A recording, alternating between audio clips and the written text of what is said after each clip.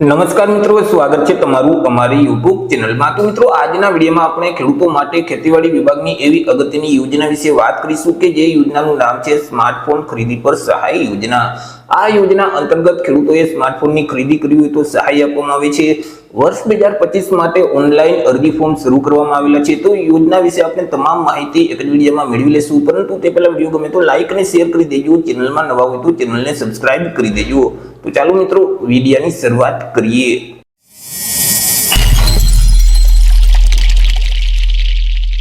જો મિત્રો, આ યોજનામાં તમારે ઘર બેઠા જ ઓનલાઈન અરજી ફોર્મ ભરવું હોય તો અમારા જે વોટ્સએપ નંબર છે 6352228352, આ નંબર પર તમે વોટ્સએપ પર મેસેજ કરશો કે અમારે સ્માર્ટફોન સહાય યોજનામાં ઓનલાઈન અરજી ફોર્મ ભરવું છે, તો તમને નજીવી ફી સાથે ઘર બેઠા જ ઓનલાઈન અરજી કરી દેવામાં આવશે।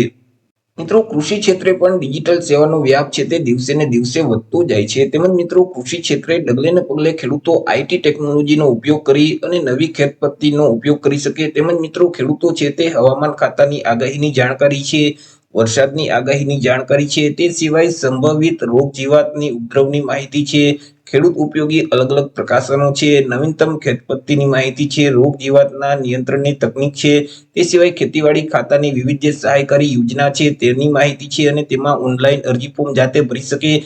તેથી મિત્રો, ખેડૂતોને એક સ્માર્ટફોનનો ઉપયોગ કરવો પડતો હોય છે। એટલે મિત્રો, ખેતીવાડી વિભાગ દ્વારા સ્માર્ટફોન સહાય યોજના અમલમાં મૂકવામાં આવેલી છે કે જે યોજના અંતર્ગત ખેડૂતોએ સ્માર્ટફોનની ખરીદી કરવી હોય તો અહીં સહાય આપવામાં આવે છે।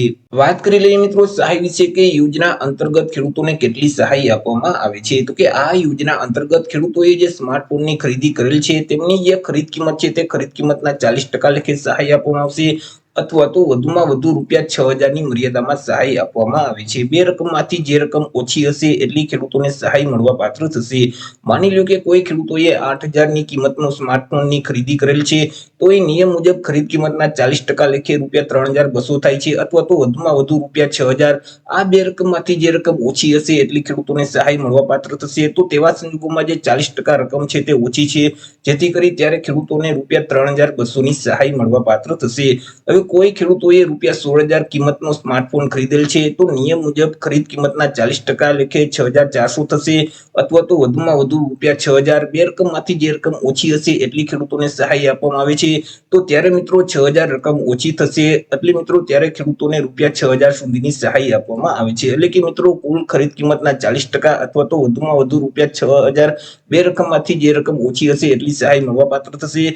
અને આ જે સહાયની રકમ છે તે આજીવનમાં એક જ વખત આપવામાં આવે છે, એટલે કે યોજનાનો લાભ છે તે ખેડૂતો આજીવનમાં એક જ વખત મેળવી શકે છે। વાત કરી લઈએ મિત્રો પાત્રતા વિશે કે ક્યાં ક્યાં ખેડૂતો આ યોજનાનો લાભ છે તે મેળવી શકે છે, તો કે મિત્રો, રાજ્યમાં જમીન ધારણ કરતા તમામ વર્ગના જે ખેડૂતો છે તે ખેડૂતો આ યોજનાનો લાભ છે તે મેળવી શકે છે। એ મિત્રો, કોઈ પણ ખાતેદાર એક કરતા વધારે ખાતા ધરાવતા હશે તો તેવા સંજોગોમાં કોઈ પણ એક જ વખત એટલે કે એક જ ખાતા અંતર્ગત સહાય છે તે આપવામાં આવશે। જો સંયુક્ત ખાતેદાર હોય તો તેવા કિસ્સામાં મિત્રો સંયુક્ત ખાતેદારમાંથી કોઈ પણ એક જ ખેડૂતોને આ યોજનાનો લાભ છે તે મળવા પાત્ર થશે। અરજી ફોર્મ વિશે વાત કરીએ કે અરજી કઈ જગ્યાએ કરવાની રહેશે, તો કે ઓનલાઈન અરજી ફોર્મ ખેડૂતોએ ભરવાનું હોય છે। વર્ષ 2025 માટે મિત્રો ઓનલાઈન અરજી ફોર્મ શરૂ કરી દેવામાં આવેલા છે, જે આઈ ખેડૂતનું નવું પોર્ટલ છે, એટલે કે iKhedoot.gujarat.gov.in નામની જે વેબસાઇટ છે તે વેબસાઇટ ઉપર જઈ ખેડૂતોએ ઓનલાઈન અરજી ફોર્મ ભરવાનું રહેશે।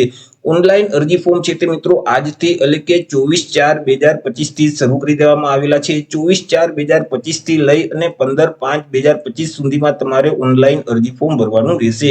22 દિવસ સુધી મિત્રો અહીં પોર્ટલ છે તે ખુલ્લું મૂકવામાં આવેલું છે। 15/5/2025 સુધીમાં તમારે ઓનલાઈન અરજી કરી દેવાની રહેશે। તમે ઓનલાઈન અરજી ફોર્મ ભરશો એટલે તમારા જિલ્લામાં આવેલ અથવા તો તાલુકામાં આવેલ જે ખેતીવાડી વિભાગની કચેરી છે તે કચેરી ખાતે એક ડ્રો કરવામાં આવશે, અને તે ડ્રોમાં મિત્રો જો તમારી અરજી મંજૂર થશે તો તેવા સંજોગોમાં તમને મિત્રો આ યોજનાનો લાભ છે તે મળવા પાત્ર થશે। મિત્રો, ઓનલાઈન અરજી ફોર્મ ભર્યા પછી તેની જે પ્રિન્ટની કોપી છે તે કોઈ પણ જગ્યાએ તમારે જમા કરાવવાની રહેતી નથી। જ્યારે મિત્રો તમારું ફોર્મ મંજૂર થશે અને તમને મંજૂરીનો આદેશ આપવામાં આવે તે આદેશની તારીખથી લઈ અને 30 દિવસની અંદર તમારે સ્માર્ટફોનની ખરીદી કરી લેવાની રહેશે। સ્માર્ટફોનની ખરીદી કર્યા પછી મિત્રો તમારા તાલુકામાં આવેલ જે ખેતીવાડી વિભાગની કચેરી છે તે કચેરી ખાતે તમારે અરજી ફોર્મ જમા કરાવવાનું રહેશે।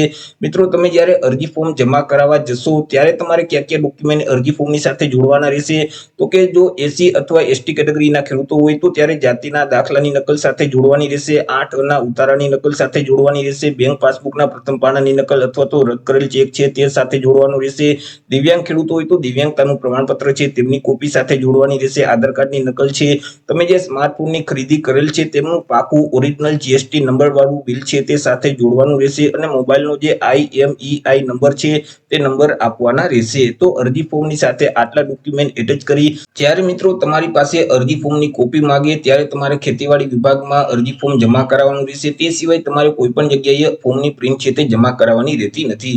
તો આવી રીતે મિત્રો ખેડૂતો માટે અગત્યની યોજના કહી શકાય સ્માર્ટફોન ખરીદી પર સહાય યોજના કે જે યોજના અંતર્ગત ખેડૂતોને વધુમાં વધુ ₹6000 ની મર્યાદામાં સહાય આપવામાં આવે છે। વર્ષ 2025 માટે આઈ ખેડૂતનું નવું પોર્ટલ છે તે ઓપન કરી દેવામાં આવેલું છે અને 15/5/2025 સુધી પોર્ટલ છે તે ખુલ્લું રહેશે। 15/5/2025 સુધીમાં ખેતીવાડીની વિવિધ જે યોજના છે તેમાં તમે ઓનલાઈન અરજી ફોર્મ ભરી શકશો। તો આવી રીતે મિત્રો વર્ષ 2025 માટે ખેડૂતોએ જો સ્માર્ટફોનની ખરીદી કરી હોય તો ખેતીવાડી વિભાગની જે સ્માર્ટફોન ખરીદી પર સહાય આપતી યોજના છે તે યોજનામાં ઓનલાઈન અરજીઓ મંગાવવામાં આવેલી છે। તો આશા રાખું છું વિડીયો પસંદ પડ્યો હશે। વિડીયો પસંદ પડ્યો હોય તો લાઈક અને શેર કરી દેજો। ચેનલમાં નવા હોય તો ચેનલને સબસ્ક્રાઇબ કરી દેજો। ફરી મળીશું એક નવા ટોપિક સાથે એક નવા જ વિડીયોમાં। ત્યાં સુધી જય હિન્દ, વંદે માતરમ।